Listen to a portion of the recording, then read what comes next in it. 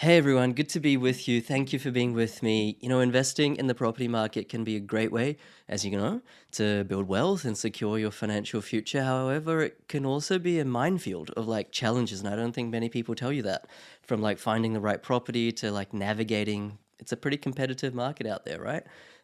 So from securing finance to managing your properties effectively, as a property investor, there's a lot you have to face, and some challenges include A, finding properties that meet your criteria, B, navigating that competitive market and actually securing the best deal in that market, C, evaluating the potential for rental and capital growth, D, complying with lots of regulations and minimizing the risk around those. And D, I think we're up to securing finance and managing your properties effectively. So in other words, it's I don't want to say it's damn hard to succeed, but it's not easy either. It's not a walk in the park or anything like that. So whether you're just starting out, already own properties, or you've just invested in your first property, I want you to know this: getting the right knowledge and setting up the right infrastructure, so to speak, and executing properly is really the key to property success. And I'm going to be just going into one of those A to D's today. I'm going to be going deep into C, which is evaluating the potential for rental growth. Okay, we want to get a pay rise every single year from our investment properties. So the first part of this episode is actually just how to ensure, the rent rises every year, even before buying your investment property. Okay, how to ensure yearly income rises even before buying any property. And the second part of this episode is all about lessons for beginners in Australia, how to start your property investing smartly so you have no regrets. Here we go.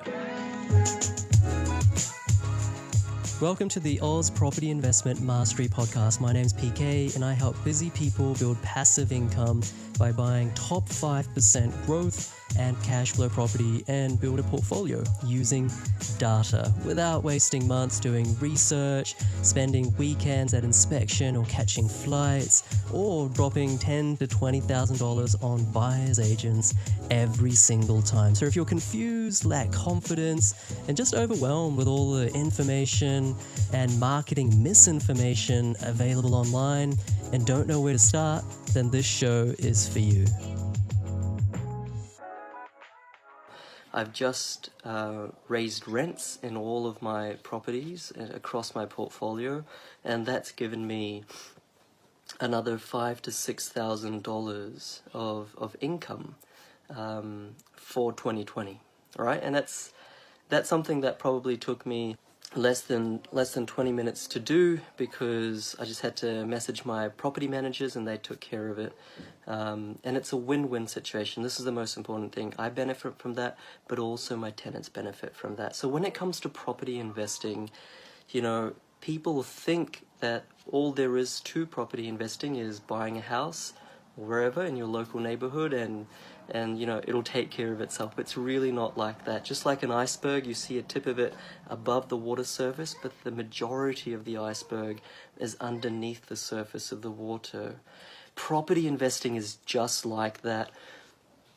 People who do it well make it seem, simple, just like the top of the iceberg, but there's so many strategies, so many tactics, so much knowledge and know-how and expertise below the surface that advanced property investors invest their time to understand, and that's why they can make it look easy, right? So I just wanted to talk about the two statistics, or the two metrics that help me sleep at night when it comes to managing my properties, and that allow me to then raise rents every year, increase my income from my portfolio every year, whilst it being a win-win situation for the tenants and myself. Okay, so the first metric I think everyone knows, or a lot of people know, it's vacancy rate, right? So obviously the lower the vacancy rate, the less likelihood of your properties at some point in time remaining empty, right? So I think I've only had one issue with vacancy. I've got a large portfolio. About 5 years ago, I bought this property in Brisbane, and it took about a month to rent out.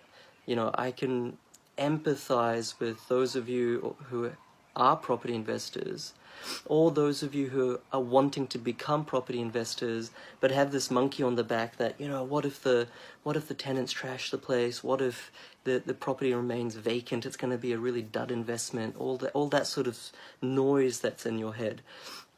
I can empathize with that because I experienced that for a month, but since that time, not one of my properties, and I have more than 5 properties in a residential space, not even including commercial, not even one of my properties has seen a tenant leave, right? And the reason is because the vacancy rate of the areas, of the suburbs, the postcodes where I buy is very low. So what I always recommend is go for a suburb, obviously with all the right checks and balances, all the other right metrics to drive capital growth, but go for a vacancy rate that is sub 3%. Now, obviously, that's common knowledge, or at least, for those of you who have invested in your knowledge to some extent, that's common knowledge, but I always go for something that's less than 2%, right? Less than 2% vacancy. And in my cash flow for every year, I always budget at least 1 week of vacancy. And the reason I budget 1 week of vacancy is because that can be quite material. That can be, for some of my properties, it can be up to $700 of lost rent. But what I do is I invest in places not only with vacancy rates of less than 2%, but also the percentage of renters in that suburb has to be around 30%, right? This is a metric that not many property investors pay enough attention to. The other way to look at it is the percentage of owner-occupiers, so the non-renters, around 70%. Now, you don't want this to be above 90%, because what that means is that if all of the suburb, or almost all of the suburb, is owner-occupiers, people who live in that house and own it, it's not an investment property, you're not a tenant. What that means is that when you do have an investment property in that suburb, and when it does have vacancy, it's really hard to fill that investment property with another tenant, because it's not the kind of place that tenants want to live.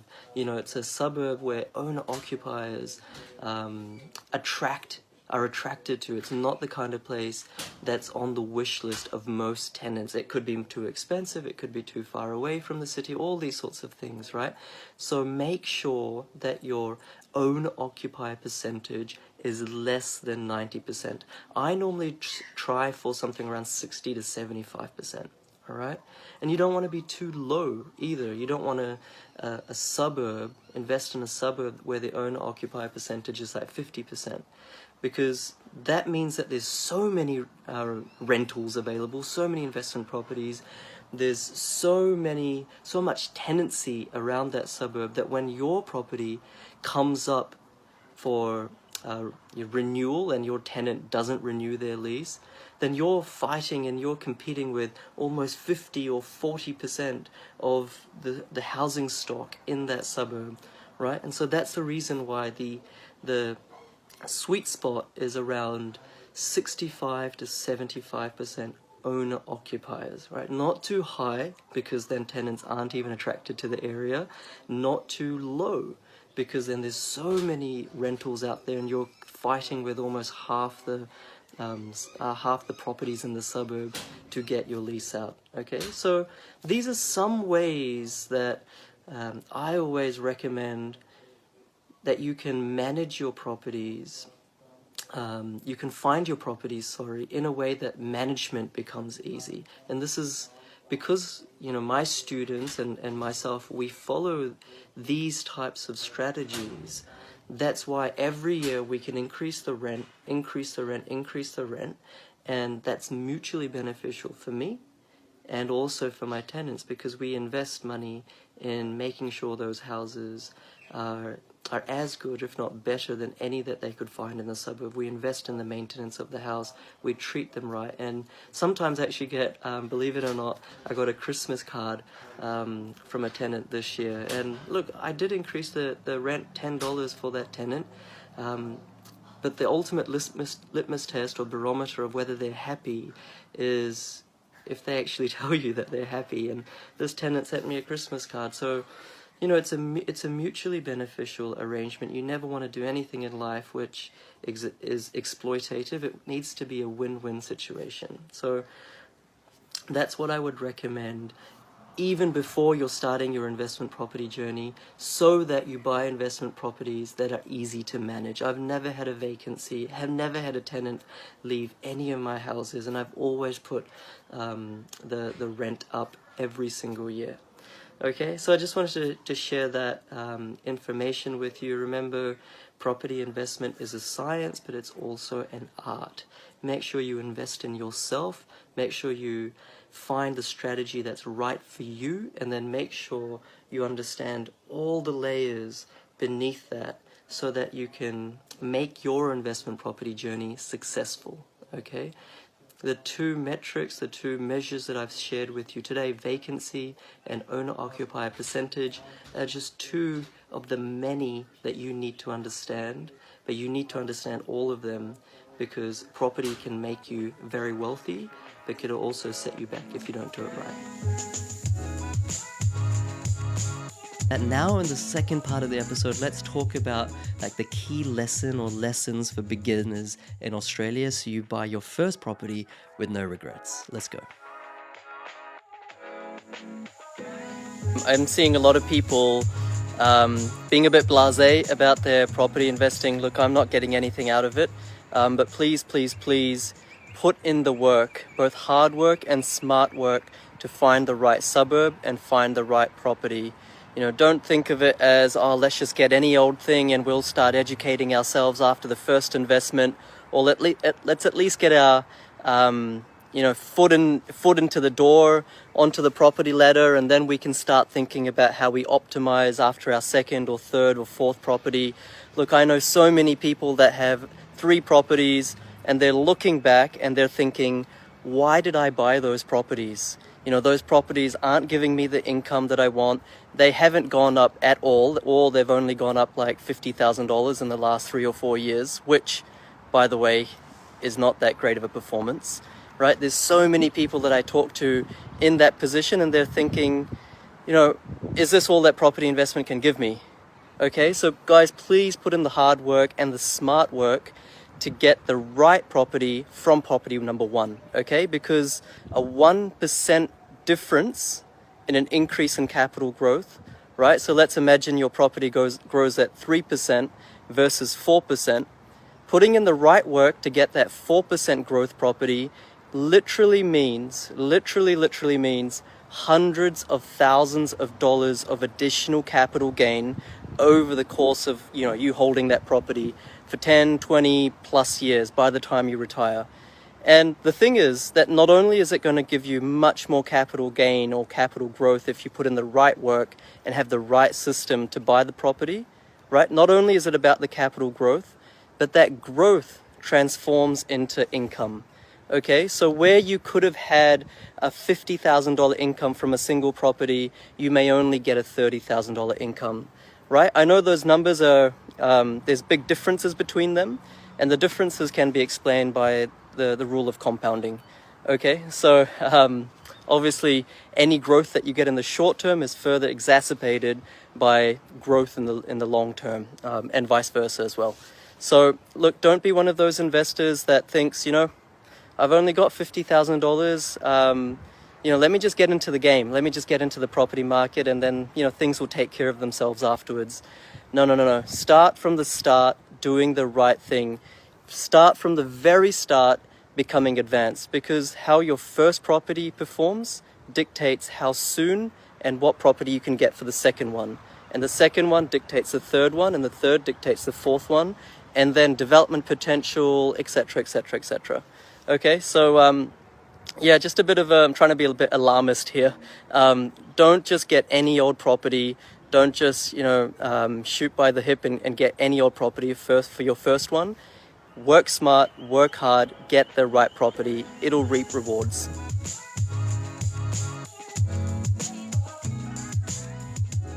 So hopefully that brought you a ton of value, guys. Thank you for lending me your ears. And I just want to once again remind you that really this podcast is just an intro. I know it seems a lot, a lot of episodes are very in depth, but really it's just an intro. I really want to invite you to join the community on the Facebook group Australian Property Mastery with PK. There's almost 40,000 amazing community members. There's so many investors who are hugely more successful than me.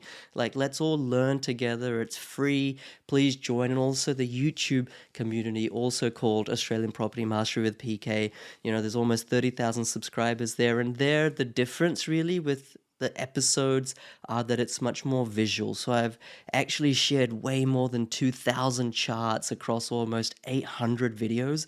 So I think if you're a visual learner and you want to really visualize all of these lessons that I try to impart upon you, and be evidence-based, I think that's a really important part, then join me on that YouTube. Both the links are in the show notes. And once again, thank you, and I'll see you next time. Bye.